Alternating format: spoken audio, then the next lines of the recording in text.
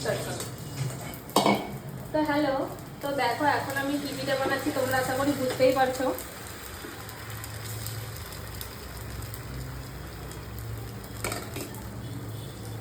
তোমরা আশা করি বুঝতে পেরে গেছো কি আমি কি পিঠে বানাচ্ছি। তো দেখো এটা দেখো মেরে তো কি পিঠা বানাচ্ছি তোমরা আশা করি বুঝতেই পেরে গেছো। এখানে দেখো আমার বানানা প্রায় 3-4টে হয়ে গেছে, একটা খেয়ে নিয়েছি, আগে টেস্ট করে নিয়েছি। আর এখানে দেখো একটা ডো বানিয়ে রেখেছি, এটাও করব। তো এটা পরে দেখাবো তোমাদেরকে। এখন আমি বানাচ্ছি পাটিসাপটা পিঠে। আমি নিজেও খাবো এবং আমার রুমের মেয়েগুলোকেও খাওয়াবো।